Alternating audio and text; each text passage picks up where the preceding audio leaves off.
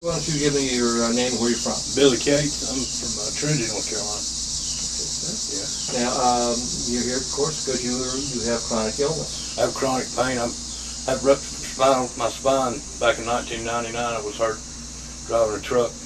Had to have anterior fusion at C5, 6, and 7. And then I had to have bilateral carpal tunnel release on my hands. Yeah, tell me about that, because you were working full time, huh? I've been driving a truck for about 25 years. I've been on the road and had the best trucking job I've ever had in my life. I mean, all I did was drop and hook, like a ghost in the night. I never dealt with anybody except the security guard. And great job, hauling medical waste from Delaware back to North Carolina. And I blowed a glad hand seal and stopped to fix it, and it was sleeting and freezing rain. I got tangled up in airlines and slipped and came off the catwalk on the back of the truck, pile drive the curb. That was parked beside me, under my head. Right on your head. Yeah. And I got up and got back in the truck. I was mad. Didn't realize I was hurt. I was mad. I just got a shower and was, hey, I was clean, but then it was dirty. I drove about 2 miles and my left arm stopped working and didn't want to work. I turned around and drove back to my house. And by the time I got to my house, I couldn't get out of my truck. I had to lay on the air horn for the neighbors to come out. They called the ambulance and took me down to the hospital. Got to the hospital and they x-rayed me. And, I was moving. I didn't think anything was wrong. The doctor come in and he's like, "Don't move. Your neck's broken." Well, my neck can't be broken. I'm moving. So they put me in a halo brace, and that was December 4th. Saw the neurosurgeon the next day. He wanted to do anterior fusion then. Well, the insurance company denied it. So from December 5th or so until sometime in April, when I finally got approval for my surgery, I was just on medication and for pain, and the neurosurgeon telling him every day, look, he needs his surgery yesterday. He's getting worse. His nerves are dying. We can't rebuild the nerves. And they finally give me the operation in April. But it's been a life-changing experience. It's been a very life-changing experience. I went from living in a truck, living on the road, being capable of doing anything, to now I have to get help to even carry. I can't carry 5 gallons of gas. I've got a weight limitation of 10 pounds. I'm on sedentary work level, they call it. I can't pick up over 10 pounds. I can't push or pull over 35. I've got to be able to sit, stand, lay down, use heat, ice as needed. I'm up. They just give me an increase on my medication. I'm on Dilaudid 4 milligrams. Right now I'm on 5 a day, every 25 days.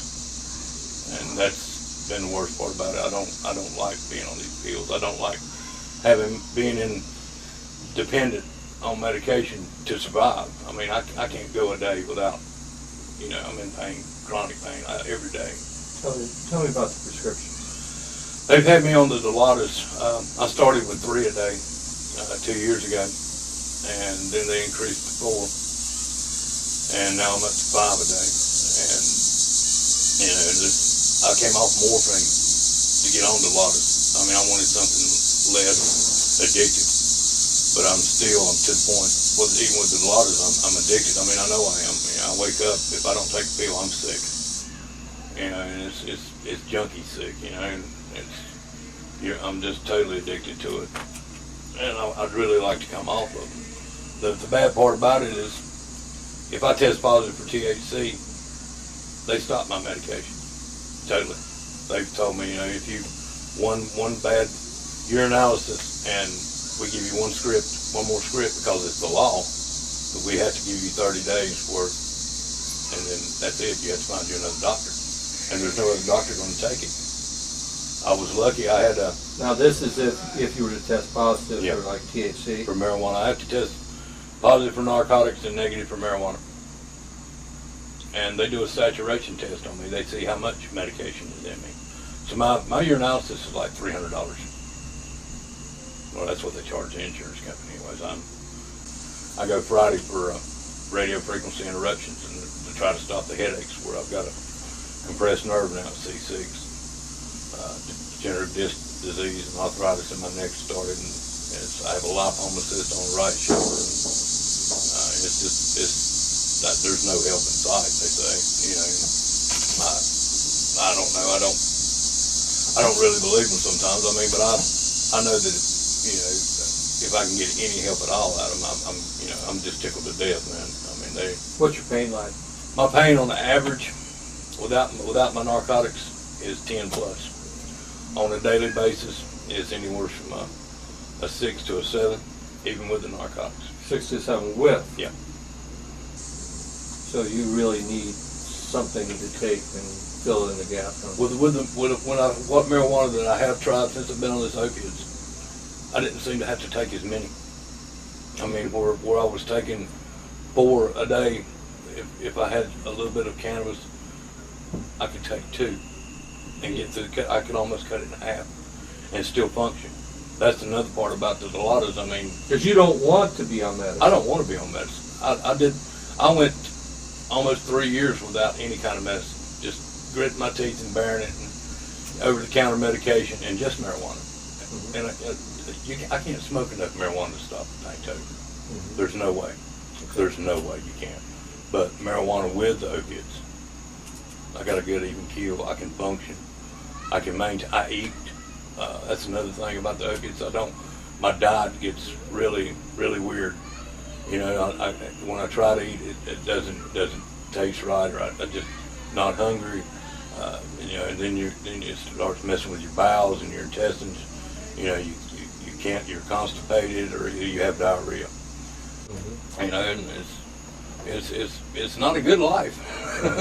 You know, but there's nothing I can do to change it. I mean, I'll give everything I have, everything that I own. I think it's real important that people realize that when the cameras go off, you're still sick. Yeah. You know? Yeah, I heard it's a constant thing. I mean, I wake up with it, and I go to sleep with it. You know, and sometimes it wakes me up. You know, my pain comes before. My pain dictates what I do today. You know, if it's a bad day, I never leave my house. You know, if it's a good day, I can get out, I can play with my grandbaby. You know, I can watch her or something out in the yard. If it's a bad day, I'm not leaving the house. I'm staying in the house on the couch, medicated. You know, and it's not a good life, but I mean, it's the only one I got. We have an opportunity right now to talk to your state legislator. What do you want to tell them? Help us, please. Stop the pain. I mean, this medical marijuana is helped so many people that it's you know, it's not a question of, it's not a bunch of people just trying to get high. You know, we need help, man. I mean, it's an all natural herb that helps people. It's something that I can grow in my backyard. You know, and I believe that's the biggest holdup of why it's not been legalized now, is because the pharmaceutical companies won't make any money off something that I can grow myself. You know, with proper quality control, you can grow it yourself. You can take care of yourself. I believe in homeopathic remedies more so than any pill that the doctors could ever give me. Something that's natural has got to be better for me than something that's man-made. You know, sir, 100 years ago we could grow our own medicine. Yeah. I write every week religiously. I send out 8 to 10 emails a week. Who are you writing to? I write to Jerry Tillman, and I write to Kenny for. And these people are? Representatives and my legislators from this county that I live in right now. I'm in Montgomery County. What did you say their names were again? Jerry Tillman and Kenny Furr. And how have they reacted to your letter? They send me back letters that tell me that they're not, they don't believe that they don't feel the same way as we, that they're not going to vote for it, that they feel it's wrong, that marijuana should not be legalized for any purpose. And do you think they really adequately understand your pain? I don't think they understand anybody's pain except their own. If they could live one day in my life, or anybody that deals with chronic pain and post-traumatic stress disorder, they would change their minds. If you can get any help, you're glad. Anything, just stop the pain. Just make the pain go away, or just level it out to where you can function. You know, I mean, it's hard to get up and go, okay, I can't do this today because my pain's so bad. If I give everything I own and everything I am, if I could just go back and have my health back, if I could just go back to the day that I got hurt, I'd be great. I mean, things would just be, it'd be good, it'd be real good. Well, let's hope that this makes a difference. I hope so. Thanks, brother. I really appreciate it. Thank you.